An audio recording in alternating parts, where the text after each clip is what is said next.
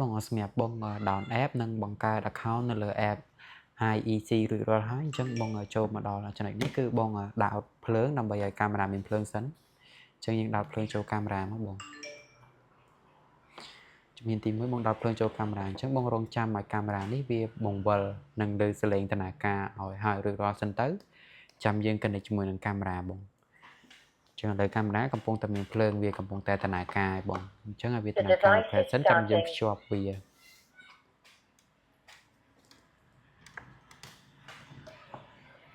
Device boot is complete.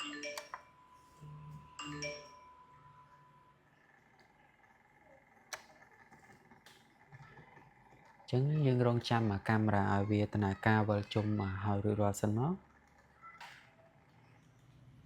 បាទបង Waiting for connect. ពេលវាតនាការរួចរាល់ហើយបងចុចចូលទៅក្នុង app IC មកពេលចុចចូលក្នុង app IC គឺទម្រង់ដើមបែបនេះគឺវាមានកាមេរ៉ាបងអញ្ចឹងគឺបងអាចជ្រើសរើសទៅលើសញ្ញាបូកនេះគឺបងចុចពី allow ទៀតមកតែបញ្ជាក់ជូនបងសម្រាប់ទូរស័ព្ទដៃរបស់យើងនេះគឺតម្រូវឲ្យបងបើក Bluetooth និង location ដែរបងនេះបងគឺយើងបើក Bluetooth ហើយយើង connect ជាមួយ Wi-Fi ទីតាំងរបស់យើងឲ្យហើយនឹងបើក Bluetooth និងបើក location មួយទៀតពេលដែលបងចុចចូលទៅក្នុង app ទៅគឺវានឹង load device ជូនបងបែបនេះហើយអញ្ចឹងយើងចុចទៅលើ device នឹងឲ្យចេញសញ្ញាគ្រីសមកយើង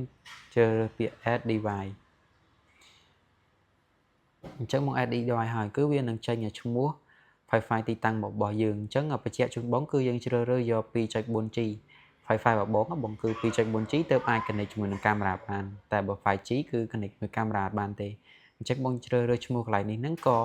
ជ្រើសរើសយកឈ្មោះដើមដែរសម្រាប់ទី2 password នេះគឺយើងវាយ password ទីតាំងរបស់យើងចូលបង password Wi-Fi របស់យើងបងពេលយើងវាយរួចរាល់ហើយអញ្ចឹងគឺយើងចុចពាក្យ next បន្ត Wi-Fi connection. អញ្ចឹងបងរងចាំបន្តិចមកគឺវានឹង connect ជាប់មួយកាមេរ៉ាបងនេះគឺវាកំពុងតែតនាការ Wi-Fi connect. អញ្ចឹងវាគ្រីសទាំង3ហ្នឹងគឺវានឹងតនាការភ្ជាប់ជាមួយនឹងកាមេរ៉ាបានរួចរាល់ហើយបង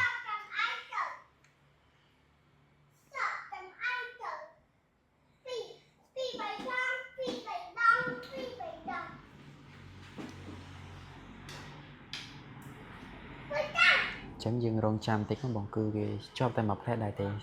សម្រាប់ដល់ចំណុចនេះវិញគឺយើងដាក់ឈ្មោះទៅលើកាមេរ៉ាបងអញ្ចឹងគឺបងប្អូនដាក់ឈ្មោះកាមេរ៉ានេះគឺខាងមុខផ្ទះបងអញ្ចឹងដាក់មុខផ្ទះមក